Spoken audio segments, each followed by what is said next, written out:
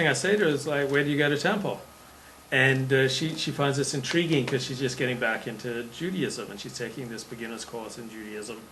And so we start talking and I get her info and I call her up the next day and she arranges to take me to the beach.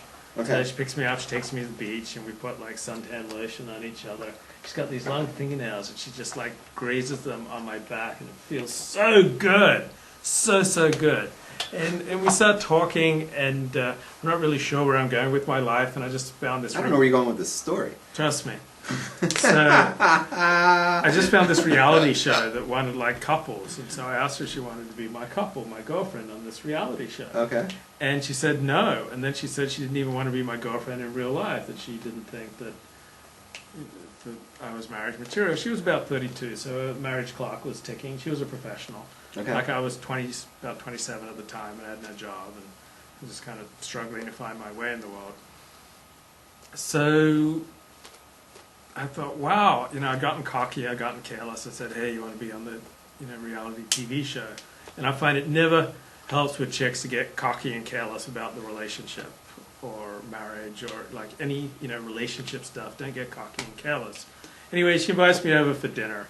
So I go over to a place, she cooks me a nice vegetarian meal, and we're like sitting on the couch, and I say, hey, you want me to rub your back? Okay. And so I start rubbing her back, and after she starts sighing as I'm rubbing her back. And so she says, why don't we go into my bedroom? So we go into my bedroom, and like we do the wild thing, and I'm kind of homeless at the time, I'm living out of my car. Okay. And so she's going away for the weekend, so I drive to the airport, she lets me stay at her place for the weekend. And then she comes back, and Okay.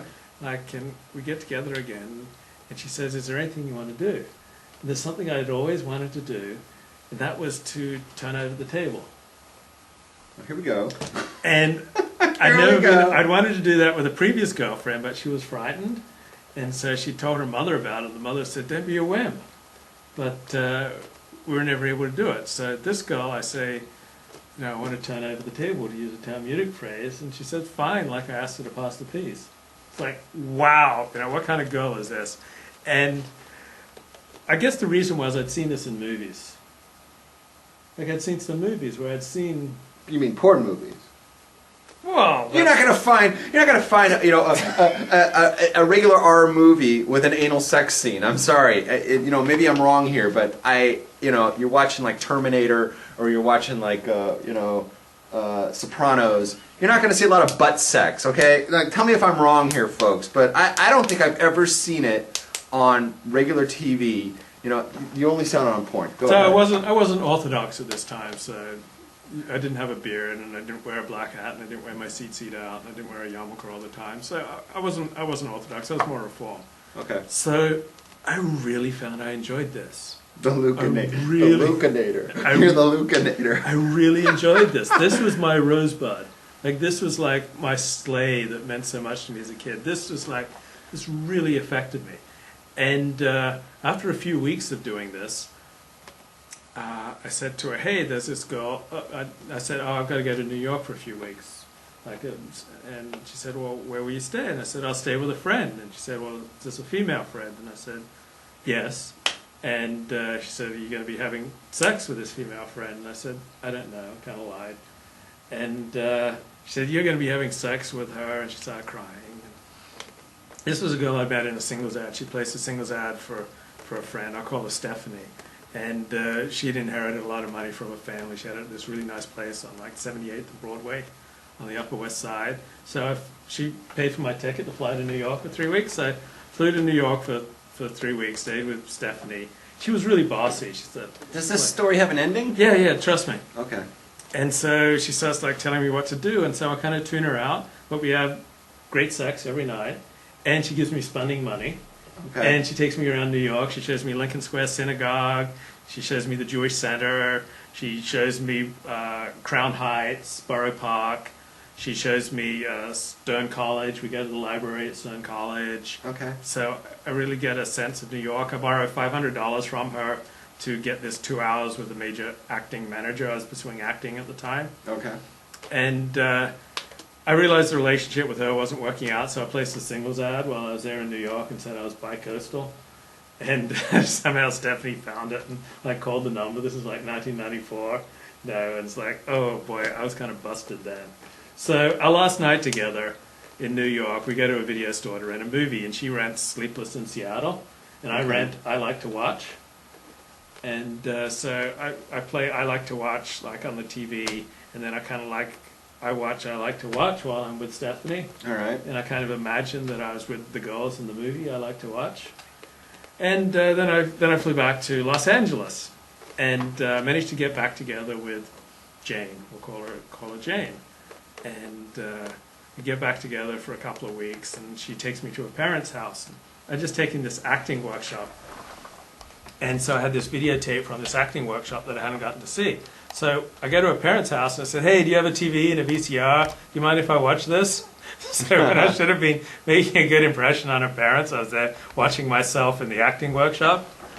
And so after a couple of weeks, like Jane says to me, "Look, my parents don't think much of you. My friends don't think much of you.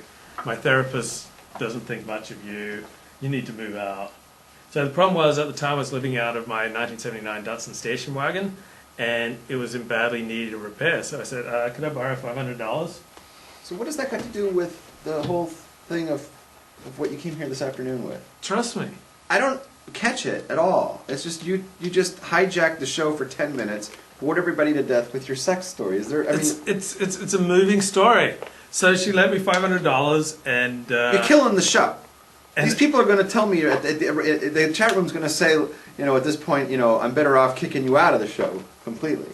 So like get to the point. So one evening I sit down in Eula, and I write her a long letter, and I pay back the money that I borrowed. Okay. I tell her how much she meant to me, and she writes back and say how much I meant to her. And she said that while I was gone in New York, she'd met this guy who she really fell for hard, and he came over, and he saw this big suitcase under her bed. He said, "What's this suitcase?" And she told him the truth. Said, "Oh, it's this guy Luke. He kind of left his stuff here while he was in New York."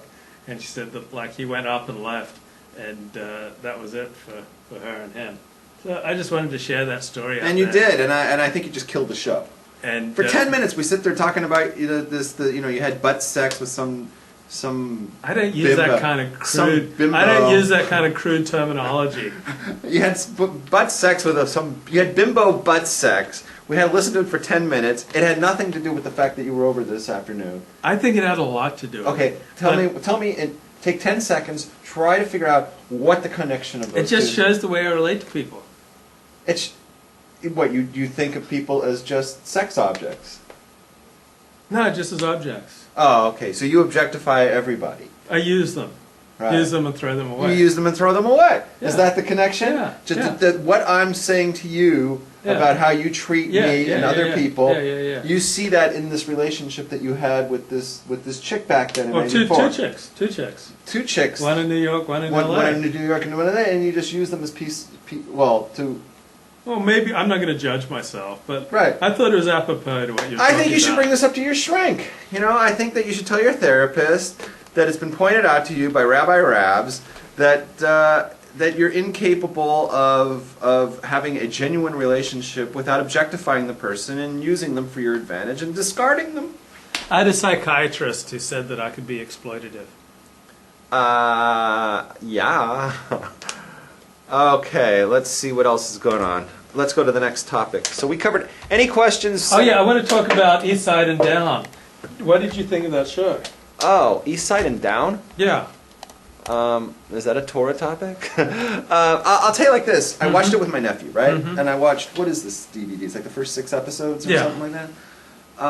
And you watched the whole thing too? I watched a couple of episodes. All right. He was out here for the weekend, so we wanted to have something to to watch together, and we watched. Was it 3 episodes or 6 episodes? Do you remember? I think there were 6. 6, and we watched a bunch of them, and I thought it was entertaining, but I thought it was a little bit preposterous. And when things get like really non-believable, I tend to fall off. It's like it's getting like too weird already. It's not believable. Like, when I really lost it was when they're having that baseball scene at the car dealership. Yeah. And like, that whole scene just got like really weird.